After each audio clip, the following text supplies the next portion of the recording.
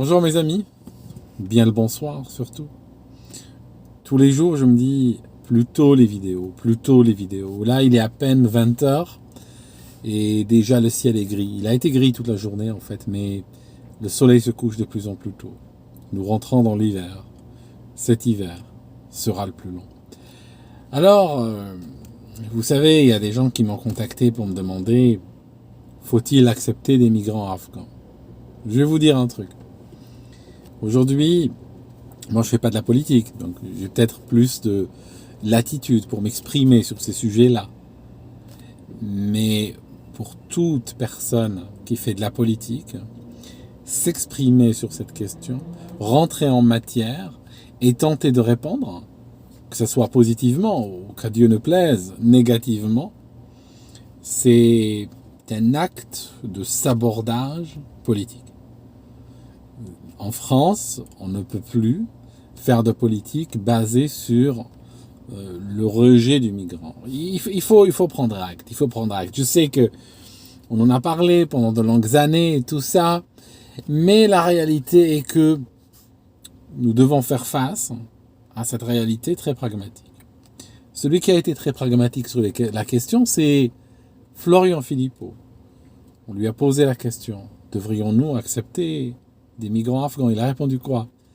Il a répondu, et regardez là, il y a une certaine habileté quand même dans la réponse. Peu importe ce qu'il pense, je me doute ce qu'il pense, je connais son parcours. Mais la réponse, je l'ai trouvée extrêmement intéressante. Il a dit, de toute façon, pourquoi en parler maintenant? Ça sert à quoi? Ça se décide où? Ça se décide par l'Union européenne? Ça se décide par la CEDH? La France n'a pas son mot à dire. Si l'Union européenne dit que X dizaines de milliers de migrants afghans seront acceptés et distribués sur tel pays européen, la France n'aura pas vraiment le choix. Elle devra juste accepter, puis c'est tout. Vous voyez le truc? Donc, c'est vrai que de sa perspective, c'était intéressant parce que il ne voulait pas rentrer dans ce débat stérile, parler de toute façon d'une position qui est virtuelle, qui n'existe pas. Ce que nous devrions refuser ou accepter. Je veux dire, déjà, pour parler comme ceci, il faut déjà avoir la possibilité d'accepter ou de refuser. Autrement, ça n'a pas de sens. C'est parler dans le vide. Et en fait, parler dans le vide, et très souvent quand on parle dans le vide comme ceci, ben on va s'exposer tout simplement à des procès et on va se retrouver à se défendre d'intentions. Et ceci va faire perdre de l'énergie qui n'aurait même pas dû être dépensée au début. Ça ne sert à rien. Je vais vous dire quelque chose. Cette histoire me rappelle il n'y a pas si longtemps. C'était quand? Quelqu'un pourrait nous rappeler peut-être dans les commentaires. Était-ce vers 2016, 2017, mais à portée de mémoire d'homme. À portée de mémoire d'homme, il n'y a pas très longtemps. Il y a eu la fameuse crise des migrants syriens, qui avait été déclenchée par des déclarations de Merkel, qui a dit « ouvrons les frontières ». Et elle a eu une sorte de caravane qui s'est enrichie de migrants syriens. Alors, migrants syriens, entendons-nous bien, c'est pas une AOC non plus. Hein. Ça veut dire que quand on dit migrants syriens, on ne parle pas nécessairement comme on peut le croire, comme on pourrait le croire, de quelqu'un qui vient de Syrie. Ça n'a rien à voir avec la Syrie. Un migrant syrien, c'est un migrant qui arrive dans un contexte et qui a une étiquette qui a été posée là par des politiques. Genre par exemple, Merkel dit nous acceptons des migrants syriens, donc elle va ouvrir des possibilités d'asile dites liées à la Syrie, et toute personne qui rentre sous ce cadre s'appelle migrant syrien. Pourrait venir du Japon à la base. Il serait toujours un migrant syrien. Donc, très important quand on discute de migrants afghans ou syriens ou autres, il faut toujours tenir compte de cela. Si on dit migrant afghan, on ne parle pas de quelqu'un qui vient d'Afghanistan nécessairement. Alors au départ, oui. Au départ, on vous montrera, on l'a fait pour la Syrie également. Au départ, les 3 premiers jours ou la première semaine, on vous montrera des Afghans qui, sans toute vraisemblance, sont Afghans. Mais au fur et à mesure que les jours passeront, vous allez voir que il y a de nombreuses personnes à travers le monde qui vont sentir qu'il y a une nouvelle voie qui s'est ouverte et qui vont vouloir s'intégrer dedans et qui seront justement acceptés. Nous, on a eu ici au Royaume-Uni, on a voulu accepter des mineurs syriens. Donc le Home Office avait décidé d'accepter des mineurs syriens et on a fini avec des gens qui étaient de l'Ouzbékistan, d'Iran, d'Afrique, et qui avaient, pour certains, la quarantaine. Alors c'était un petit peu drôle de voir des gens ayant la quarantaine, des fois avec une petite calvitie naissante au milieu du crâne, s'habiller avec des habits comme ça, genre j'ai 15 ans, plaquer les cheveux sur la tête, et puis aller avec un cartable, avec des lycéens. Hein, c'était des images assez cocasses qui déjà à l'époque auraient pu nous renseigner sur l'égarement mental de la nation. Hein. Je pense que on n'a pas attendu, honnêtement, hein, si vous regardez, on n'a pas attendu 2019 ou 2020, c'était quand déjà? Je me rappelle même plus quand tout ce merdier a commencé, n'est-ce pas? Mais il n'a pas fallu attendre ces événements-là que nous vivons présentement pour savoir qu'on est dans des pays qui ont perdu la boule, qui ont déjà perdu la tête, c'est clair. Il y a une difficulté que j'ai, c'est pour ça que ça me fait sourire, parce que quand j'étais petit, j'ai toujours demandé autour de moi à des adultes comment on peut savoir qu'on est fou. Et puis on nous disait oui, mais c'est quand tu t'écartes de la normalité. Et après j'ai dit mais qu'est-ce qui définit donc la normalité? Et la réponse, je posais ça avec des mots d'enfant, c'était des mots peut-être plus simples que ce que je suis en train d'utiliser en ce moment. Et on m'a dit c'est très simple, tu regardes la majorité, ce que fait la majorité.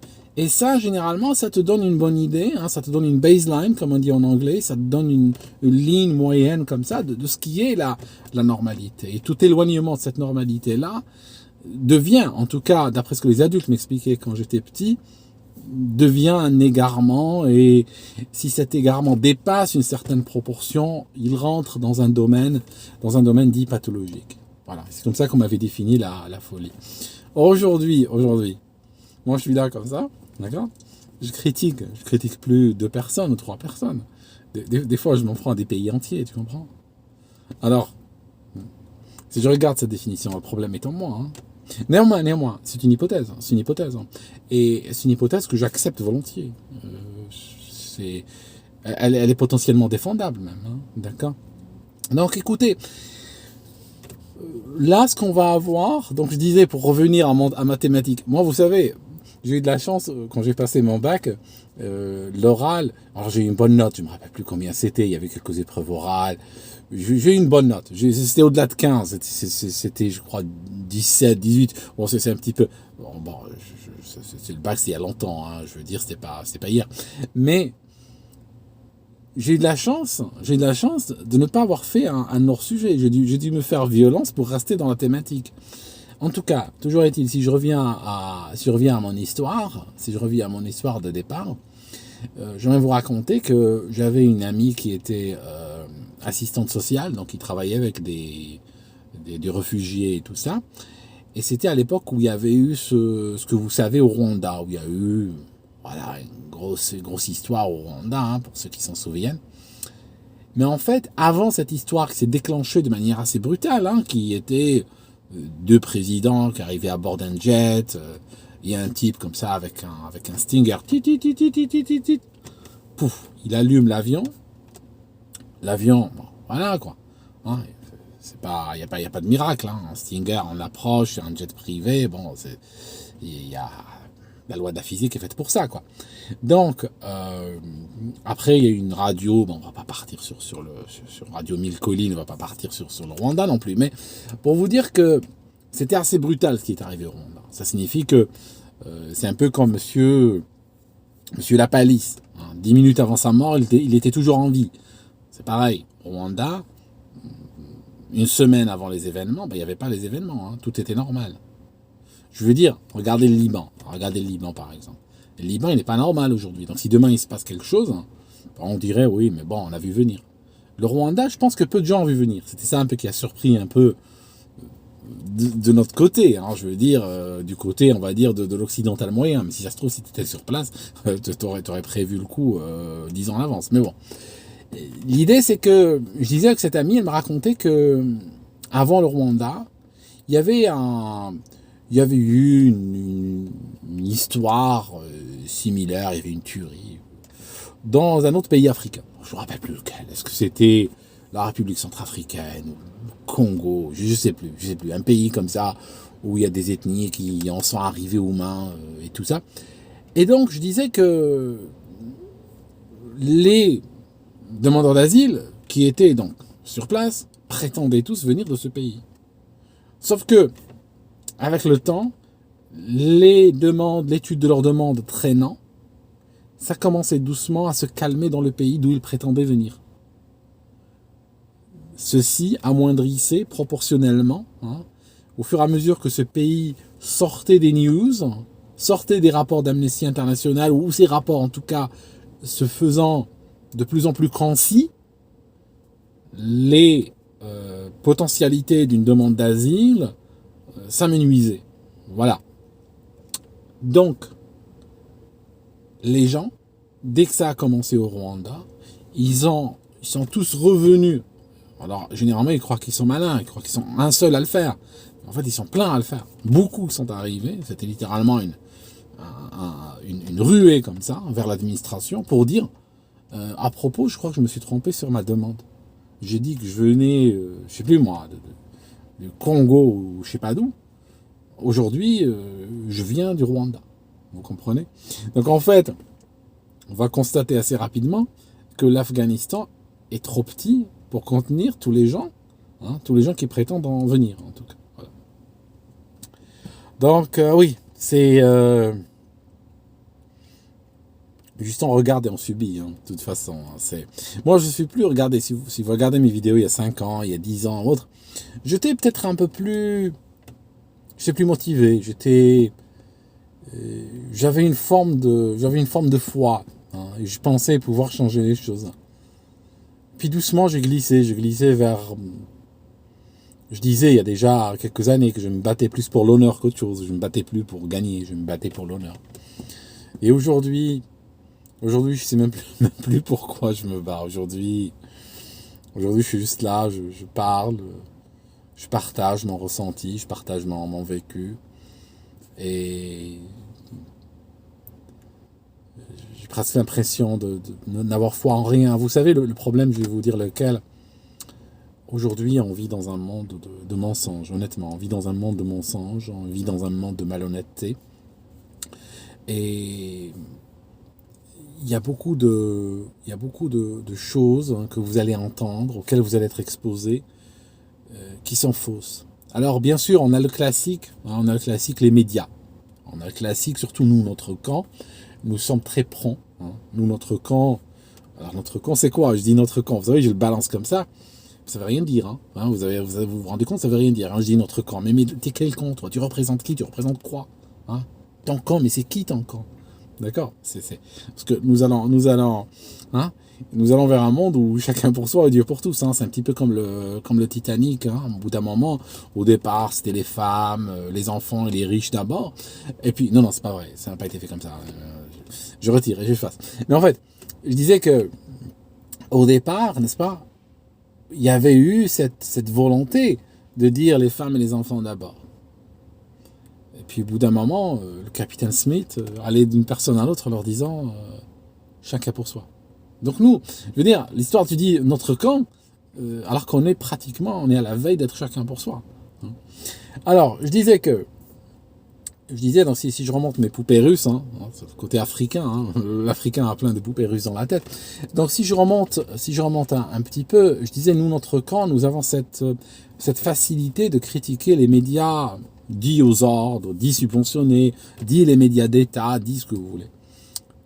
Néanmoins, et là je ne vais pas me faire d'amis, et là je vais vous dire tout de suite, notre camp n'est pas toujours mieux. Okay, n'est pas toujours mieux, il faut l'admettre. Hein, il faut l'admettre. J'ai pas besoin de vous sortir les histoires de cul. Hein. Hein, vous vous rappelez que machin, croyez au plan, Trump il va arrêter. Personnellement, je n'y ai jamais cru, mais moi, je connais des gens de notre camp hein, qui croyaient dur comme fer. D'accord. Alors qu'ils racontaient des blagues, probablement, quand vous écoutez ces gens-là, vous pouvez de temps en temps, sur une chaîne d'État française, entendre une vérité. C'est fortuit. Hein. Quand une chaîne française vous raconte une vérité, ils ne le font pas exprès. Hein. Des fois, ils le font par accident, parce qu'ils ne savaient pas. Ils ne savaient pas. L'écureuil aveugle peut de temps en temps tomber sur une noix, ça arrive. Donc eux, ils peuvent dire une vérité. Par contre, ce camp-là, des fois, waouh. Donc c'est des gens qui peuvent... Et alors, ce que je cherche à dire, et ça c'est normalement une deuxième vidéo, parce que ça n'a plus rien à voir avec ce que nous parlions, c'est que votre tête peut exploser. Voilà. Ta tête peut exploser. Pourquoi? Parce que tu vas suivre qui? Tu vas d'un côté, tu as la télé, tu as accès aux news, on va dire, sponsorisées par l'État. D'accord? Tu as accès à ces news-là. Journaux, télé, ce que tu veux. Je sais pas, qui lit le journal? Je crois que j'ai pas tenu un journal entre mes mains depuis hyper longtemps. Mais bon. Toujours est-il que, je disais, et après tu accèdes à Twitter, tu accèdes à YouTube, tu accèdes, quoique c'est pas vraiment la dissidence sur YouTube, mais bon, tu accèdes à d'autres plateformes dites de réinformation. Et le problème, c'est que très souvent, ces plateformes-là vont t'enfumer tout autant, voire plus que les plateformes que tu fuyais. Quoi. Voilà le problème. Vous voyez le problème? Voilà, je mets le doigt dessus. Voilà. Et c'est catastrophique. C'est vraiment catastrophique parce que on vit littéralement dans une époque de mensonge universel. Littéralement, on en est là. Où il devient de plus en plus difficile de faire la différence entre le vrai ou le faux. Des fois entre le bien et le mal. Et ça, c'est hyper grave sur le plan. Imaginons que nous sommes mus tous par une sorte de stack comme ça, de valeurs, de croyances, de penchants, des fois il y a dedans de la spiritualité, de la religion, des croyances, des principes, ce que vous voulez, n'est-ce pas? Vous savez de quoi je parle. Et en fait, nous agissons toujours en notre âme et conscience, comme on dit, et nous voulons faire le bien. En tout cas, ce que nous pensons être le bien à un moment donné. Tu fais comment quand tu vis dans un... Tu vis comment? Tu fais comment quand tu vis dans un environnement de mensonges généralisé? Tu n'arrives même plus à savoir il est où le bien ou il est où le mal. Mais honnêtement, je vous le cache pas. C'est pas un sophisme que je suis en train de délivrer. Je vous assure qu'il y a des moments, sur des sujets, et sur des choses des fois même importantes, je n'arrive plus à savoir où est le mal, où est le bien. Qui dit le vrai, qui ment. C'est grave. Nous avons atteint un stade où littéralement, nous sommes dans le post-biblique. Là. Ça veut dire que pratiquement tout ce que nous connaissons, tout ce qui a tenu notre société depuis les 10 commandements et vous arrivez, va s'écrouler. Toute notre échelle de valeurs, toutes ces échelles qui font de nous des humains ou pas, sont compromises. Ça veut dire qu'elles sont posées sur du sable mouvant, elles sont posées sur un sol glissant, sur du carrelage couvert de savon. Vous voyez le truc? C'est moche ça. C'est inquiétant. Néanmoins, on va continuer à nous battre, n'est-ce pas? En pensant que l'obscurité n'existe pas. L'obscurité, c'est de l'absence de lumière. Quand il n'y a pas de lumière quelque part, c'est de l'obscurité. Il suffit d'un peu de lumière pour éloigner cette obscurité-là, parce qu'elle n'existe pas en tant que soi. Et voilà, en espérant des jours meilleurs et que la lumière se fasse. Mais à ce moment-là, en ce moment maintenant, on a un bandeau sur les yeux. Essayons de ne pas avoir un bandeau sur le cœur. Ce sera déjà ça de gagner. À bientôt, mes amis.